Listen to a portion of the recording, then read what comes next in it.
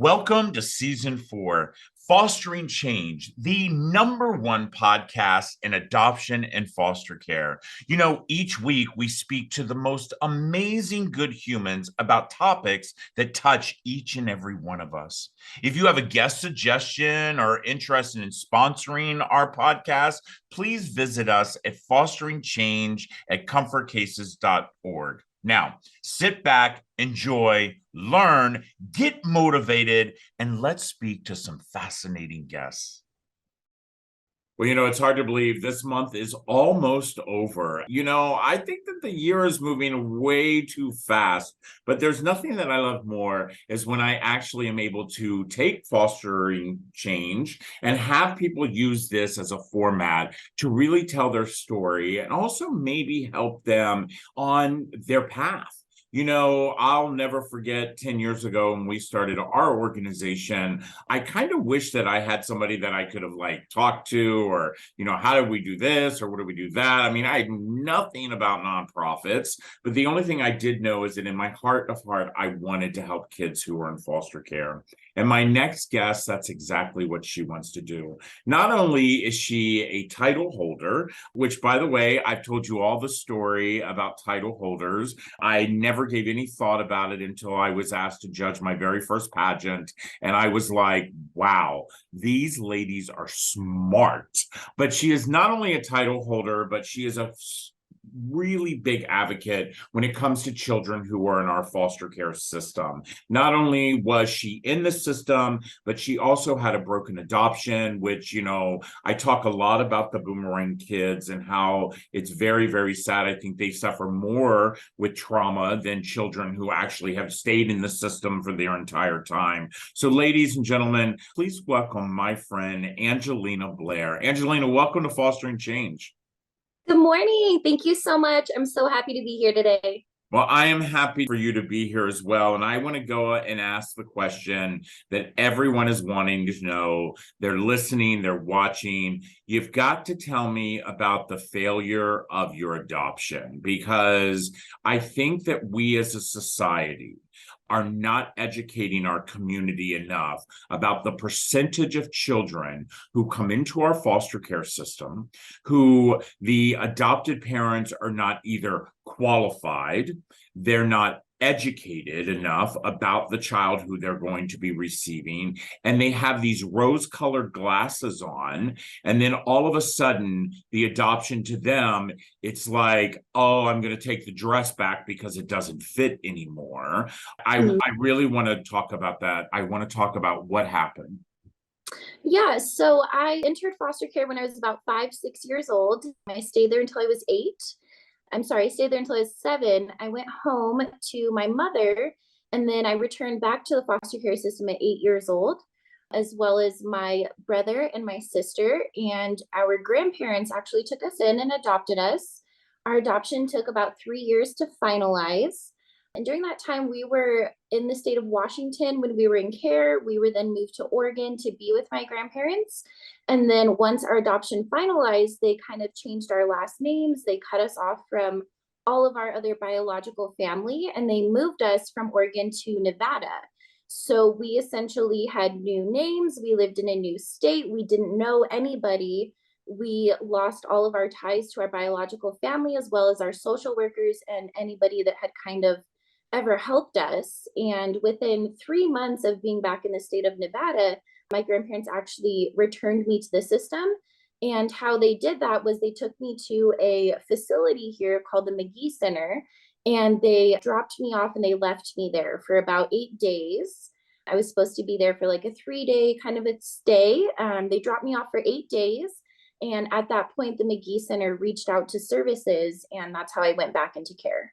So I have to ask you, and everybody wants to know this, and I have 5 children who I've adopted through the system. Were you being a child that was being a child, that you were, not making the road as smooth as what your grandparents thought it was going to be? 100%. Once my grandparents finalized our adoption, and then they kind of removed all contact with, with my mother, with my aunt, with any family I had that mattered to me. And I really started to rebel at that point. And I kind of hopped out my window and I was like, I'm gone. I'm taking off one night. And that What were was you, kind like of the 11? catalyst. You were 11 or 12 years old at the time? Yeah, I was 11 in a brand new state and I didn't know anybody. And I was like, I'm gone. I'm out of here. And I left. Do you think that possibly, and maybe you've been diagnosed with this, that you didn't even know that you have reactive attachment disorder? Oh, 100%. As a child, absolutely. Yeah. Yes. That's Yeah. something that I have struggled with. Absolutely. Yeah, and you know what? By the way, I can't blame you. As a father, I have a son who has RAD, and it is very, very difficult. And by the way, we've actually had social workers say to us, "You know, you can give them back," and I'm like, "Are you kidding me? No. You literally fight the fight. You do everything you can to support them and to give them to, you know, the thing I always keep always reminding my son is that I love you. And I love you unconditionally, by the way. I love you unconditionally. So here you are, you go back into the system. And by the way, now you're split up with your siblings, okay? Your mom's already lost you one other time. She lost you a second time. And by the way, I get, and go ahead, send me the hate all you all want. The foster care system is nothing but a failure. So my concern is the fact that when you and your siblings were with your mother after you were returned, was she not receiving adequate support to help her maybe through her mental illness or her drug addiction or her housing? Or what, do you feel that the system failed her in such a way too? I do. At the same time, though, my mother struggled with mental health issues such as schizophrenia. And she had been medicating herself for, I don't know how long.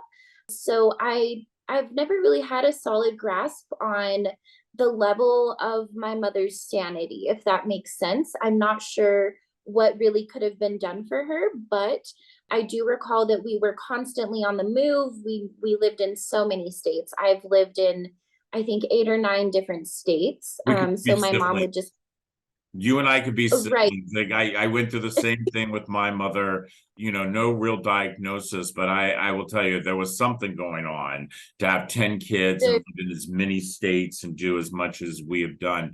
You know, when it comes to your brother and sister, you know, they actually didn't leave your grandparents.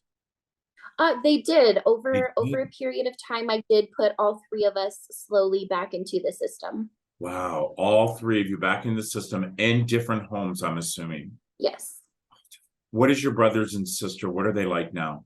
My brother is doing pretty well. When he was 18, he received like an inheritance, and so he's a homeowner and he's got a wonderful job as a diesel mechanic. We rarely see each other, unfortunately. My brother has kind of always held it against me that we were separated because I was very parentified as a child.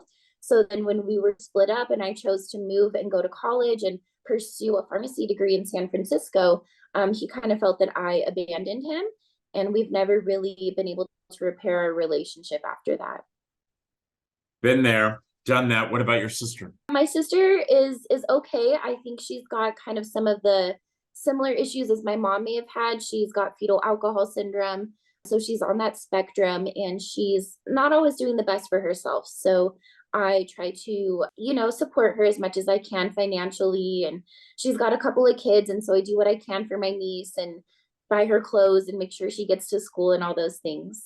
Yeah, you know, it's kind of hard. I mean, when you have siblings and you know the trauma that each and every one of you have gone through, it's kind of hard when you're the one who maybe possibly, as I say, take the chance and don't blame the system, but try to change the system, which is something I really feel that you're trying to do as well. But I also, like you, have a brother who became successful, and we've never been able to repair our relationship. And even though I was the baby of the 10 children and I feel they abandoned me, it's just sometimes, and I think, you know, for me, And I don't know how you feel about this, Angelina. I'd love to hear your input on this. But, for me, it was all about forgiveness. So, I forgave my biological family. I forgave my foster parents who failed me. I forgave my community who basically let me flounder on the streets for the times that I did. And I forgave all of them, not because I wanted them to have an escape. I forgave them because I couldn't start healing in my late 20s, early 30s until that forgiveness happened. How did that happen for you? Rob, that is something I work on every day. And I apologize, it makes me a little emotional to think about. My journey has always been something that I've never been proud of. It's something that I've always really hidden. And then last year I was at a speaking engagement, and afterwards, a woman who I know, who I'm kind of close to, her name's Lori. She works for DCFS here in the rural regions of Nevada.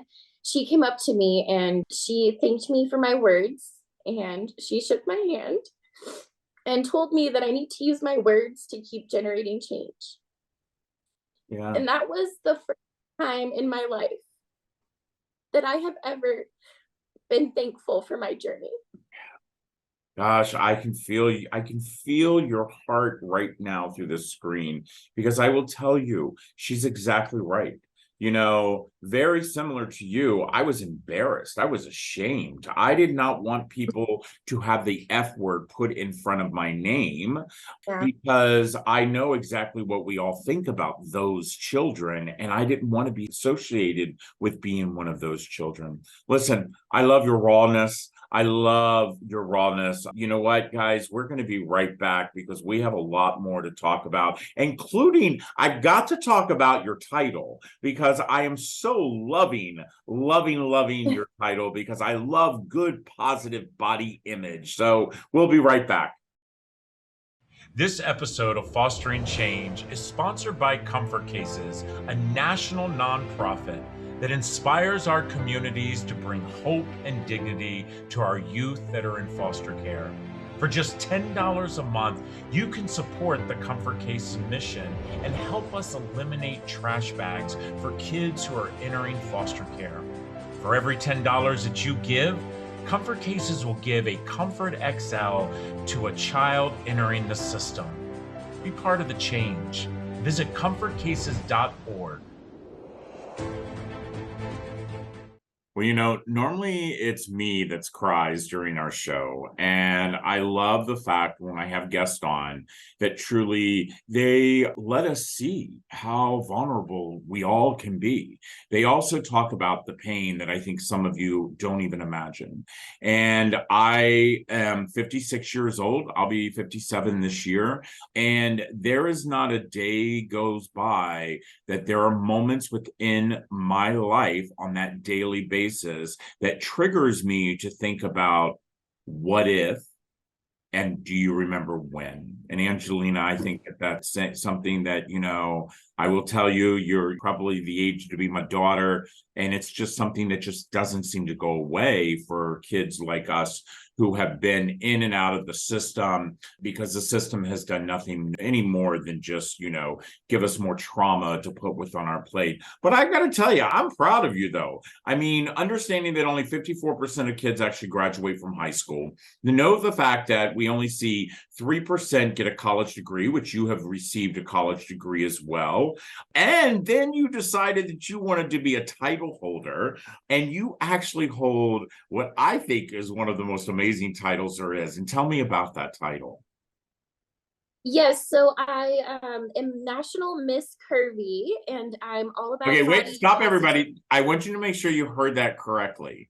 Her title is National Miss Curvy. First of all, I kind of like, I can't even believe we have a title like that, because all people are beautiful. Right. But I'm glad to know that, you were able to, take this title. And for those who are listening, guys, titles are not to boost their egos. Titles help them with scholarships. I mean, the Miss America Foundation, which I don't know if you're part of Miss America or if you're part of Miss USA, show us that beautiful crown that you have there. So if you see this beautiful crown that's right here, so I'm assuming that you are part of the Miss America. I'm not. I'm actually part of a whole separate division. It's through Okay. Silver State Pageant, and National Miss Curvy is its own division within the Silver State's system. Got it. Got it. Got it. So, because I do know that every point on a woman's crown means something, sisterhood, community, and things like that. So, all of a sudden you decide you're going to run for Miss Curvy. How did that happen? I had a friend who kind of does the panel speakings that I do with DCFS as well. And pageantry is something she was involved in. And during COVID, I saw that they were seeking a Miss Nevada and they were having a scholarship. Because, as a foster kid, I always think of myself as not really being able to afford to do a lot of things like that. Pageantry is very expensive, but I was able to write an essay about the community service that I'd done for several years. And I obtained a scholarship to become Miss Curvy Nevada. Wow, that's amazing. And I love the fact Mhm. again, so many people think that, these pageants are based about swimwear and about evening gown and but truly the amazing humans that I have met, and I have met so many pageant holders, each and every one of them have done it for the scholarship money. And each and every one of them have a platform that is beyond. I mean, I'm just blown away by the platform and the amount of hours that you give for community service is quite a bit. So what is your full-time job? Full time, I currently work in real estate. My background has been in pharmacy, but I'm in real estate at the moment. I love that. I love that. Let me tell you, I was in banking for 28 years. I always tell people all the time, it was the mortgage industry that actually saved my life. And so, I know all there is to know about real estate, and I absolutely love that. What do you hope will gain from the platform that you started? Well, I'm a member of Active 2030 Club. I am part of QPI, which is the Quality Parenting Initiative for the state of Nevada. I've been assigned to the Child Justice Act Task Force for the state of Nevada. I work with DCFS. I do so many different things, and ultimately, having this platform is just giving me a greater volume to kind of help spread my word. My ultimate goal is to be able to have a nonprofit for teenage foster kids and for kids aging out of the system like I did, because I feel that that's the area where kids really need help. We see babies and we see young foster kids get adopted and be loved and kind of be given the best life that they can. But a lot of times our teenage foster kids are just kind of left in the system. How I felt is that I was returned to the system to rot. And my goal is to create change. I want these teen kids to have amazing Christmases. I want them to have mentors. I want them to have support. I want them to be able to do enriching activities like sports and arts and dance and all the things that I didn't get to do as a foster kid. And I want them to become adults and know that they can have all of the tools and skills that they need to be a contributing member of society and to change the world. Because, like you mentioned, a lot of people look at foster kids as, being broken or as something's wrong with us. And we don't go into the system because we choose to. Right, right. I say that all the time. We have to remember that children in our foster care system are there because of a choice that someone else made. But something I'm going to teach you, Angelina, that I wish someone had taught me years ago is it's something that I truly carry deep within my heart. And I try to let every person know. I think the moment that we as humans change our vocabulary is the moment that we will start seeing the change that we need within our child welfare system. And what I mean by that is whenever I start out a talk and I see around the room and someone calls someone a foster child, I can see the look in their eye and they're thinking in their mind, what did that kid do wrong?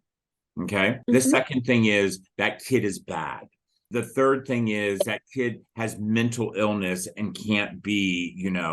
So what I would love for you to take away from this is changing our vocabulary, and let's start calling them kids in foster care. No longer calling them Okay. foster kids, calling them kids in foster care. And I'm telling you, you as a public speaker, you as somebody who has such a beautiful platform, I guarantee you, 3 months from now, you're going to call me and you're going to say, you know what, Rob, I started saying kids in foster care, and I literally actually saw the difference in the way the audience sat in their seat. Because what happens is when we first have to acknowledge, they are children.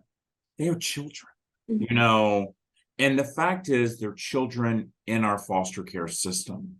They are not, it should not be what they're labeled, but who they are. And, you know, my son, who's up here at the very top, my sweet boy, Alex, he was actually 18 years old when my husband and I took him in, because just like you said, he was a child who was in the system, floundering, left there to rot.